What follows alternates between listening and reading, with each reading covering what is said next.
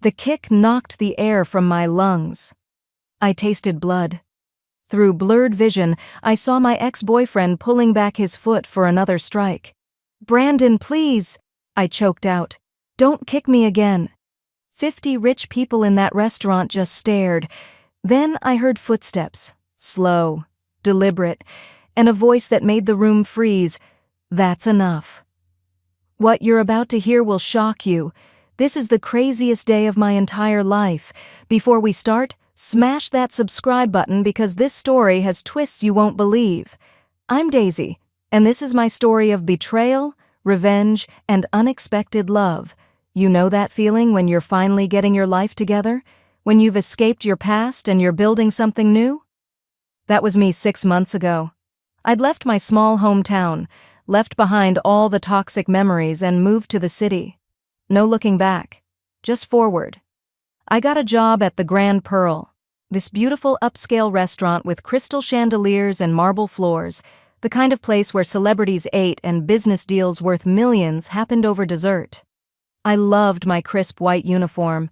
It made me feel professional, clean, like I was starting fresh. Every morning I'd button up that white shirt and tie my apron, and I'd remind myself, I'm not that broken girl anymore. I'm Daisy, independent and strong. I worked hard, smiled at customers, and kept my head down. The pay was decent, the tips were good, and most importantly, I was far away from everything that had hurt me. But there was something, or should I say someone, that made those 6 months interesting. Every Friday evening, like clockwork, this man would come in.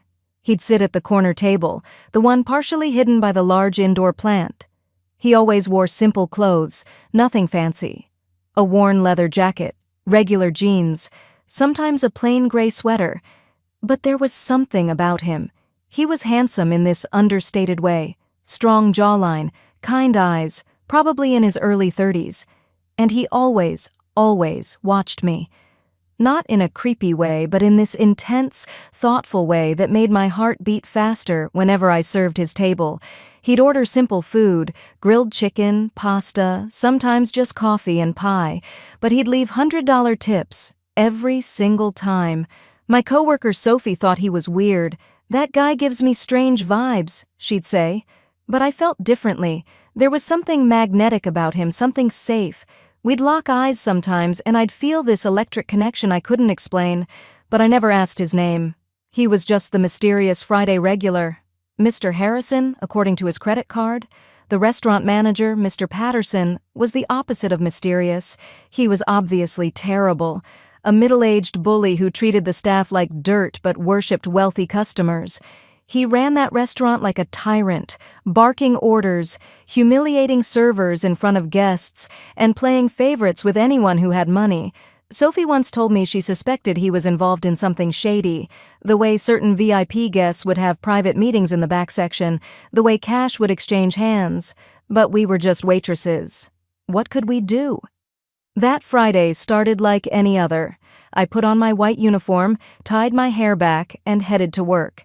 Mr. Harrison was already there in his corner, coffee in hand, those intense eyes following me as I moved through the restaurant. I felt his gaze, and it made me smile despite myself. Sophie nudged me during our break. "Girl, that man is definitely into you." I blushed and told her to stop, but secretly I hoped she was right. Then Mr. Patterson gathered us for a brief meeting. "We have very important VIP guests tonight," he announced, his face serious. "I want perfect service. No mistakes. Understood?" Something about his tone made me nervous. The air felt different that evening, charged with tension I couldn't name. And then the door opened, and my entire world tilted sideways. Brandon walked in, my ex-boyfriend, the man who'd shattered my heart 8 months ago, the man I'd moved to this city to escape. He was here, in my restaurant, looking smug and successful in his expensive suit, and on his arm was a stunning woman in a designer red dress dripping with diamonds. She was everything I wasn't, polished, wealthy, confident. They were laughing together and my stomach twisted into knots. I ducked behind the bar, praying he wouldn't see me, praying they'd sit in someone else's section. But of course, Mr. Patterson personally escorted them to, You guessed it, my section, right in the middle of the floor where everyone could see. My hand started shaking as I grabbed my notepad. Maybe he wouldn't recognize me. I'd cut my hair shorter and I was wearing this uniform. Maybe I'd gotten lucky. No such luck. I approached their table, keeping my head down, and started with my rehearsed greeting. "Good evening, welcome to the Grand Pearl. Can I start you off with—" Brandon's head snapped up, and his eyes widened. Then his mouth curved into this cruel smile that I remembered too well. "Well, well, well," he said slowly, loud enough for nearby tables to hear. "Daisy? Is that really you?" His voice dripped with mock surprise and genuine delight at my discomfort. "A waitress now?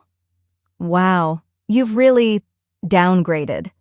The woman with him, Catherine, I'd later learn, looked me up and down with barely concealed amusement. "Wait, this is your ex-girlfriend? The one you told me about? Oh, Brandon, you definitely traded up." She laughed, and it felt like glass cutting into my skin. I felt my face burning red, but I forced myself to stay professional. "Can I take your order, please?" My voice came out smaller than I wanted. Brandon leaned back in his chair, clearly enjoying himself. "Look at you in that little white uniform. So cute. So humble. Remember when you used to dream about fancy restaurants? Well, you made it. Just not the way you imagined, huh?" Catherine giggled beside him, and I wanted the floor to swallow me whole. From the corner of my eye, I saw Mr. Harrison sit up straighter in his seat, his jaw clenched, watching everything unfold. But I couldn't think about that now. I just needed to get through this order and escape. They finally ordered, the most expensive items on the menu, of course, and I rushed to the kitchen, fighting back tears. Sophie found me there, breathing hard against the wall. "Daisy, what's wrong?" I told her everything in quick, panicked whispers. She hugged me tight. "Just get through tonight. You're strong. You've got this. I didn't have it." When I returned with their appetizers, Brandon and Catherine were in full performance mode, speaking loudly about their upcoming vacation to Bali, their new luxury car, all the expensive things they were buying.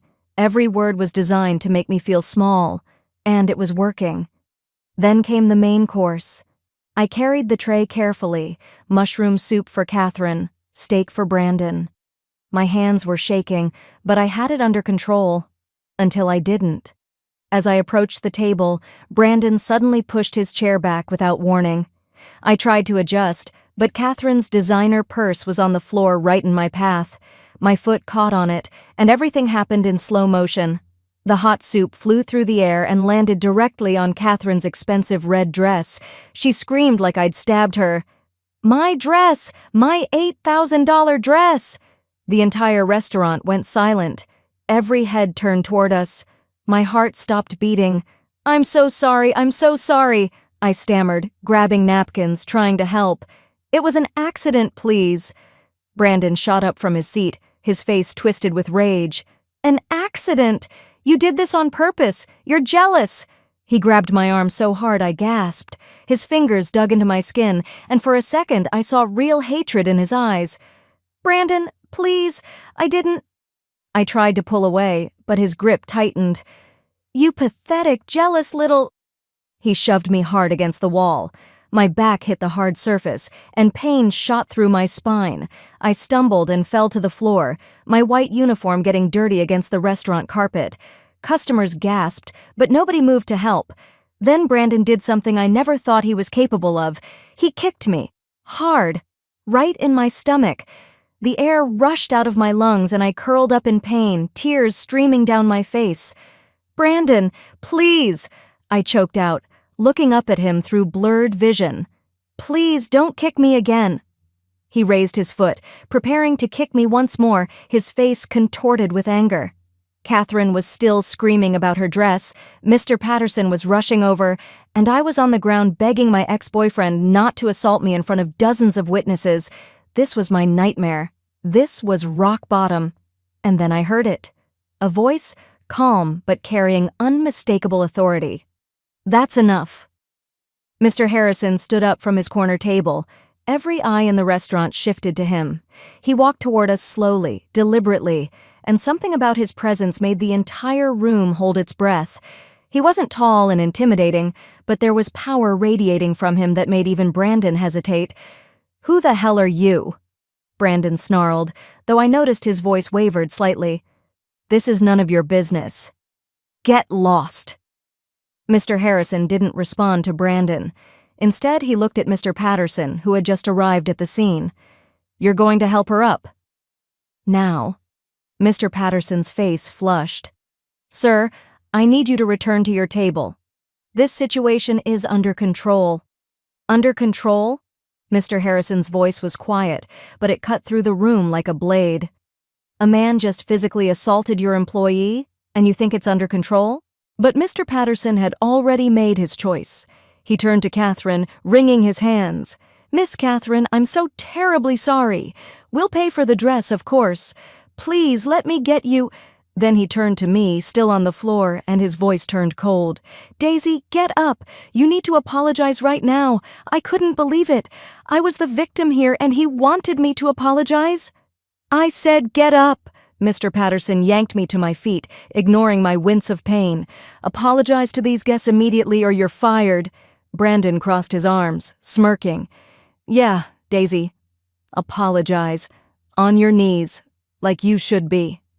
Catherine was still crying fake tears, playing the victim perfectly. "She attacked me. She ruined my dress on purpose because she's jealous that Brandon chose me." Mr. Patterson actually pushed down on my shoulder, trying to force me to kneel. Through my tears, I saw Mr. Harrison's expression darken, his hands clenched into fists at his sides. "Mr. Patterson," he said, his voice dropping to a dangerous level, "I strongly suggest you step away from her." "Or what?"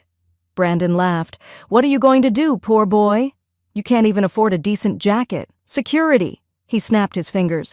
"Remove this beggar from the restaurant." Mr. Harrison didn't move, didn't flinch. He simply pulled out his phone and made one call. "Get here. Now. Emergency." That was all he said. Then he looked directly at Brandon, and something in his eyes made my ex-boyfriend take an involuntary step backward. "Touch me," Mr. Harrison said quietly, "and your life is over. I promise you that." The next 2 minutes felt like an eternity. The restaurant was dead silent except for Catherine's sniffling. Brandon kept glancing between Mr. Harrison and the door, clearly uncertain. Mr. Patterson tried to restore order, but even he seemed confused by the mysterious man's confidence. Then we heard them, car doors slamming, multiple cars. The front doors of the Grand Pearl burst open, and suddenly the restaurant was filled with men in expensive suits, police officers, and, to everyone's shock, Mr. Chen, the owner of the entire restaurant, practically running inside with his face pale as death. Mr. Chen's eyes frantically scanned the room until they landed on Mr. Harrison, and then this powerful businessman, who owned multiple restaurants and had a net worth in the millions, dropped to his knees. "Mr. Harrison! I didn't know you were here. I'm so sorry. I came as fast as I could." The room erupted in confused whispers. "Mr. Harrison? The guy in the worn jacket?" Brandon's confident smirk started to fade. Catherine stopped crying. Mr. Patterson looked like he might vomit. Mr. Harrison, William Harrison, as I would soon learn, helped Mr. Chen to his feet with a gentle hand. "It's all right, Chen. But we have a serious problem here." He gestured to me, still trembling and in pain. "Your manager just watched a customer assault your employee and did nothing. In fact, he tried to force her to apologize to her attacker." Mr. Chen's face went from pale to red. "What?" William continued, his voice calm but every word landing like a hammer. "I am William Harrison. I own the Grand Pearl restaurant chain, all 75 locations worldwide. For the past 4 months, I've been visiting each location undercover, evaluating service, treatment of staff, and overall operations." He paused, letting that sink in. "And I just witnessed a crime." The room was so quiet you could hear a pin drop. Brandon's face had gone completely white. Catherine looked like she might faint. Mr. Patterson was sweating through his shirt. "Security footage," William said simply, and one of his assistants immediately pulled up a tablet, connecting it to the restaurant's large television screen. Everyone watched in crystal clear HD as Brandon deliberately pushed his chair into my path, as Catherine's purse mysteriously appeared right where I would step.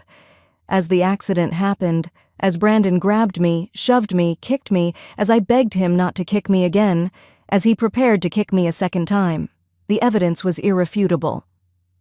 "Officers," William said calmly, and 2 police officers stepped forward. "I'd like to press charges for assault, and I believe if you investigate further, you'll find more interesting things about Mr. Brandon here." That's when Brandon tried to run. He actually bolted for the door, but security blocked his path. "You can't do this," he shouted. "Do you know who I am? I have connections. I have money." William smiled, but it wasn't a kind smile. "Actually, you don't. I had you investigated, Brandon. Your company is bankrupt. You've been hiding it for months. In fact, you've been embezzling from your girlfriend's father's business to maintain your lifestyle. About $2 million, according to my sources." Catherine's gasp was audible across the room. "What? Brandon, is that true?" Brandon's face crumbled. "Catherine, baby, I can explain." "You stole from my father?" She slapped him hard across the face. "You told me you were successful. You told me you had money. Everything was a lie." One of William's assistants handed him a folder. "There's more," William said, opening it. "Brandon knew Daisy worked here. He's been planning this for weeks. Phone records show he contacted Catherine specifically to bring her here tonight. He wanted revenge on Daisy for leaving your hometown. He wanted to humiliate her publicly. Catherine, you were just a prop in his twisted game." I couldn't believe what I was hearing. This wasn't just a horrible coincidence. Brandon had orchestrated this entire nightmare.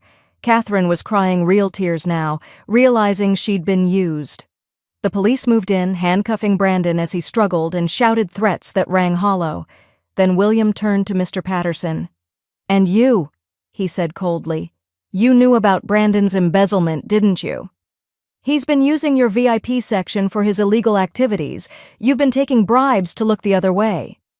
Mr. Patterson's legs gave out, and he collapsed into a chair. I can explain. I needed the money." "Save it for the police," William said dismissively. Within minutes, both Brandon and Mr. Patterson were being led away in handcuffs. Brandon was screaming about lawyers. Mr. Patterson was crying. Catherine sat at the table, her mascara running, her world shattered. And I was still standing there in my dirty white uniform, trying to process what had just happened. William turned to me then, and his expression softened completely.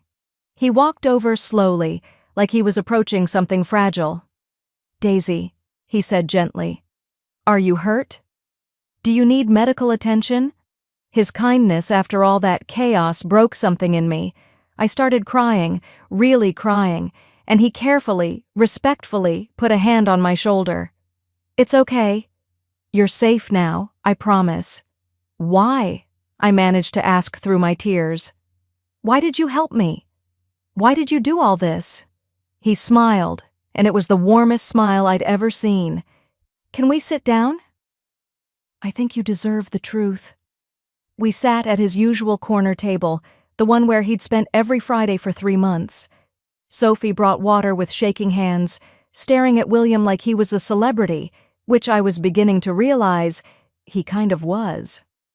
3 months ago, William began, I attended a charity event downtown. I wasn't supposed to be there, but my mother insisted. I was standing by the food table when I saw you. You were volunteering, serving meals to homeless people. You treated every single person with such kindness, such dignity.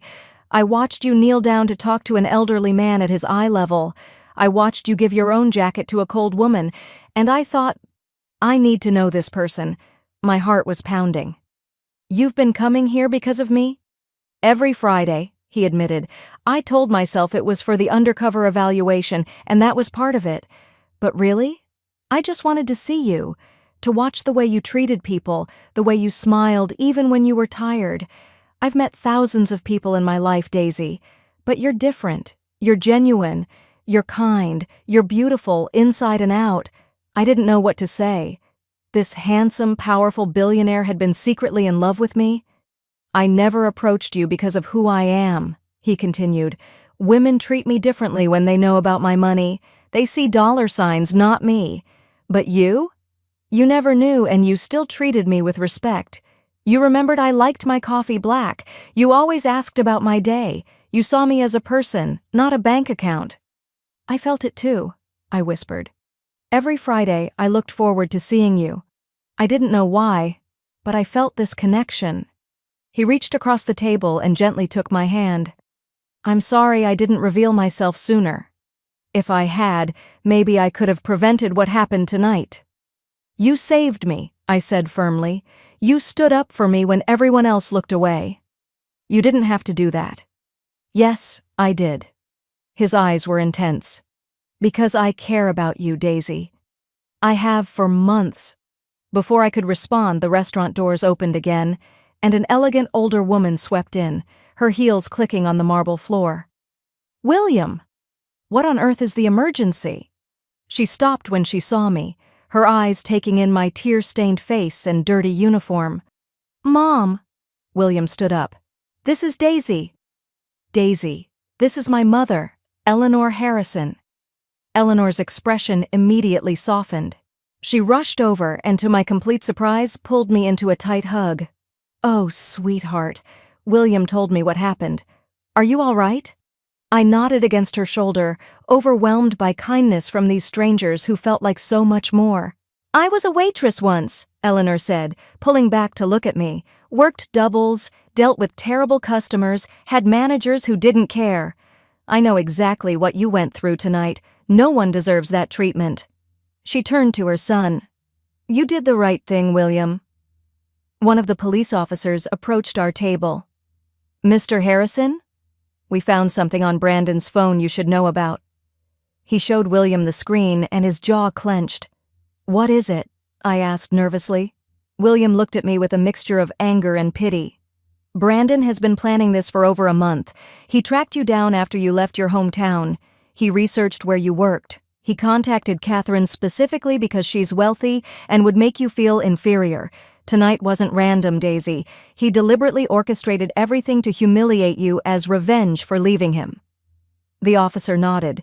He's also connected to multiple fraud cases. This guy is a sociopath. He's done this to other people too. I felt sick. The man I'd once loved was a monster. Catherine appeared then, her makeup ruined, her expensive dress still stained. Daisy, she said quietly. I'm so sorry. I didn't know. He told me you were obsessed with him, that you'd cause trouble.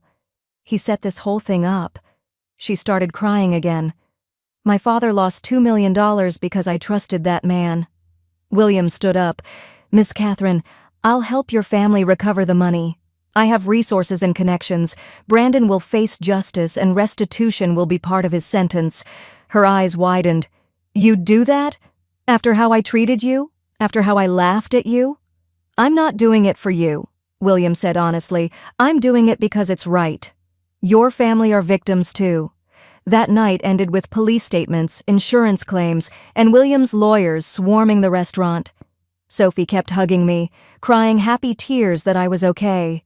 Mr. Chen apologized profusely and begged William not to shut down the location.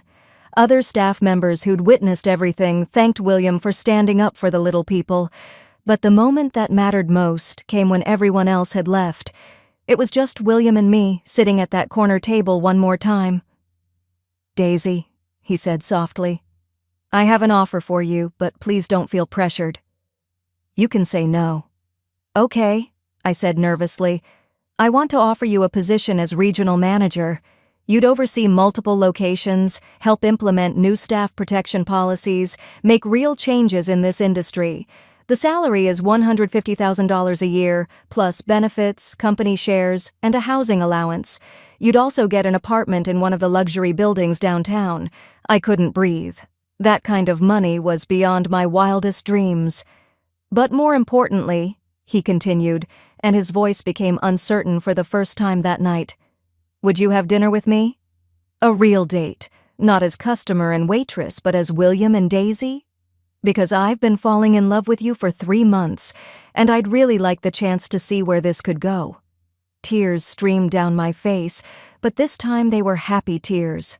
Yes, I whispered. To everything. Yes. He smiled that beautiful smile, and right there in the empty restaurant surrounded by the chaos of the worst night of my life, he leaned forward and kissed me softly, and it felt like coming home. 3 months later, my life looked completely different. I was thriving as regional manager, implementing changes that protected workers across all the Grand Pearl locations. Sophie had been promoted too, and worked directly under me. We'd become a real team, making things better for everyone. Brandon was sentenced to 18 years in prison for fraud, embezzlement, and assault. Mr. Patterson got 5 years for bribery and corruption. Catherine started fresh, grateful to William for helping her family, and we'd actually become friends bonded by shared experience. But the best part? William and I were together, really together. His mother, Eleanor, adored me and treated me like the daughter she never had. Every Friday, William and I would sit at that same corner table, but now I sat beside him instead of serving him. We'd hold hands and talk about our weeks, our dreams, our future. One Friday evening, as we sat there together, William squeezed my hand and said, "You know I fell in love with you that very first time I saw you at the charity event, right?" I smiled, leaning my head on his shoulder. "And you know that the worst day of my life brought me the greatest blessing I could have imagined?" He kissed the top of my head. Funny how life works out. It really is funny. The day I thought would destroy me actually saved me. The moment I hit rock bottom in my dirty white uniform, begging not to be kicked again, was the moment everything changed. Because sometimes the universe puts you exactly where you need to be, even if it doesn't feel like it at the time. Sometimes your prince really is watching from the corner table, waiting for the right moment to step in. And sometimes, just sometimes, the bad guys really do lose, and the good people get their happy ending. And that's how my evil ex-boyfriend accidentally led me to the love of my life. Sometimes the worst betrayals open doors to the greatest blessings. If you believe in karma and true love, smash that like button. Drop a heart in the comments if you're rooting for me and William. Have you ever had an ex come back to haunt you? Tell me your story below. Subscribe because I'll be sharing updates about my new life. Yes, William and I are still together, and something amazing is coming soon. Hit that bell icon so you don't miss it. Remember, never let anyone kick you down because your prince might be watching from the corner table. This is Daisy signing off. See you in the next video.